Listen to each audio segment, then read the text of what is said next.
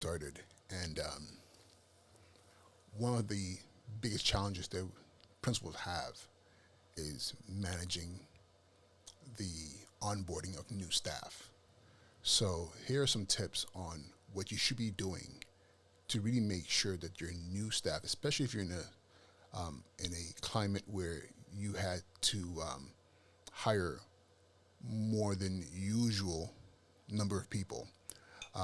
And it happens all the time in New York City, especially in big cities where you have a lot of migration and people leaving systems. So if you're in a school where all of a sudden now you find yourself with five, maybe 10, in some cases more than that, new teachers, here's some tips on how you should be, what you should be thinking about as far as onboarding them and making sure their transition to your culture is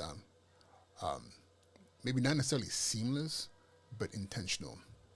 First thing, spend some time really focusing on getting to know your new people and them getting to know you as a school leader and the school culture, but specifically as a school leader. Too often we bring people in to our schools and just assume that the school itself, the school environment, people will do the onboarding naturally, like it's just going to happen by osmosis. We know that's not true. Often what happens when someone accepts a job to work at your school, they're accepting to go into a relationship with you.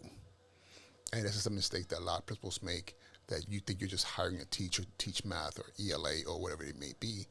But often, I would say majority of the time what's happening is that person is saying, I want to work for this school leader. And it might be for all sorts of reasons, but you're the point of contact and the reason for the decision to come to that school.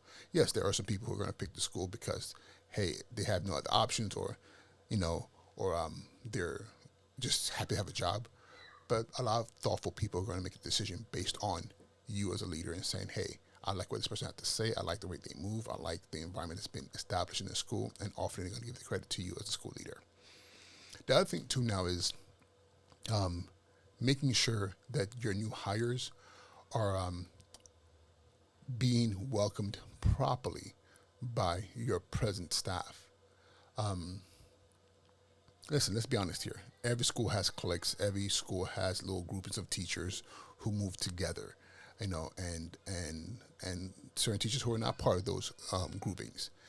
The one of the hardest things to do is really establish a common vision and a common culture and a common community, which I like to call family. I know it's a cliche, hey, we're all family, but it's very necessary because even within real families, not everyone gets along, and you do have cliques. Let's be honest here.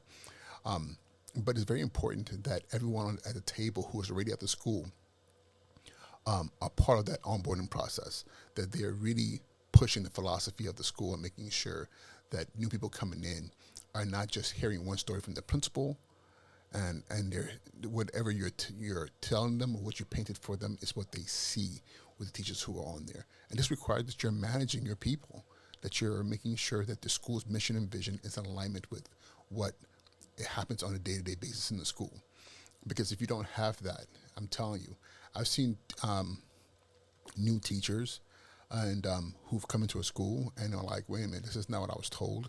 And before you know it, they've already made the decision to leave, at the beginning of the school year. They're like, hey, listen, as soon as I get that first opportunity, I'm out of here. And a lot of times it has to do with the fact that that vision that picture that was painted, that vision, that mission that was stated is not what they're seeing or what they're experiencing outside of you as a school leader. So again, make sure to get to know you, and that relationship is established between you and them. And it's an ongoing process, but also make sure that the culture that they're walking into is one that's reflective of the images you've painted for them. And then the third thing I would say is this: make sure you have check-in points throughout the year, especially for new teachers. I would say at least in the beginning, on a weekly basis, you stop into their classrooms. Hey, how are you doing? How's everything going? Do you need anything? And paying attention to them. Often people will be going through things that won't say anything, or you might make an assumption, or they're just shy, or they're just taking some time for them to warm up. But the thing is, often there's a lot of things going through your heads, a lot of questions, and if you haven't established a system or a point person for them, if it's not you, for them to go to, or who's checking in with them, a lot of people will say nothing, and what they'll do is that they will just kind of like go with the flow, And then what's happening is they start to build a narrative in your heads like, hey, this is not the right environment.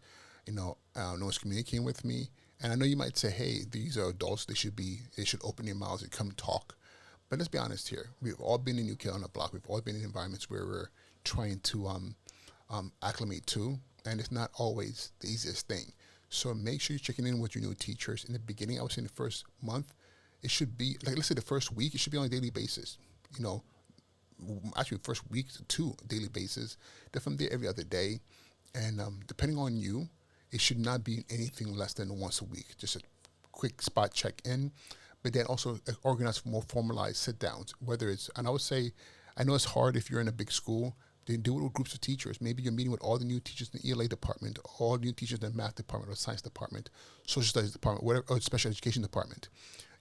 But make sure that these things are constant so they know, wow, this principal, the school leader, assistant principal, they're really serious about my growth and my well-being. Very, very important. And then the last thing I would say, and it's a lot of things, but the last thing I would say is this: recognize, recognize, recognize. Praise, praise, praise. One thing I like to use is, glows and grows. I do this with all my teachers, but specifically with new teachers, they need this a lot. I will visit their classrooms, and I'll visit them and observe them. I'll give them glows and grows.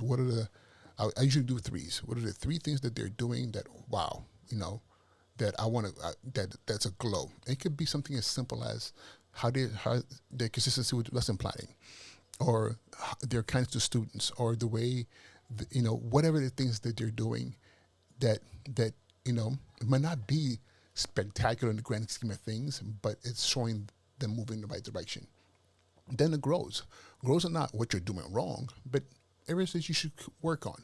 But the thing is, positive feedback is not just only positive. There's also the things that I could work on to include into the bucket of the things that I'm doing well. So glows and grows, and that should be part of your visits. Visit their classrooms, visit them, and give them consistent feedback. And please stay away from like, oh my God, what are you doing? You're not doing this right. Because again, don't forget, we were all new. Principals, sometimes we forget, and we live in the space of glasses half full. Well, when in all reality, we need to be more along the lines of the glasses. The glasses half empty. And we need to be more along the lines of the glasses half full. So make sure, number one, establish a relationship, you and those new teachers. Number three, making sure that you have a culture where the veteran teachers and those who've already been there are communicating the same culture, the same ideas, the same picture you've painted about your school culture. So, and I'm saying it shouldn't be fake. It should be what's authentically happening in your school, so everybody's on the same page. Visiting and checking in with new teachers. In the beginning, you have to do it quite frequently, but then over time, be consistent. I would say you shouldn't go beyond a week in the beyond a week, or even 2 weeks, but try to keep it a week, checking in with each teacher, even in small groups throughout the year. And then, of course, feedback. Give them a lot of feedback. All right. So with that being said, enjoy the beginning of the school year. I know some places already in swing of things. Some are waiting to start, like here in New York City. It's starting very, very soon, in a few days. And much love, much respect, and have an amazing, amazing day. All right. Talk to y'all soon. Peace.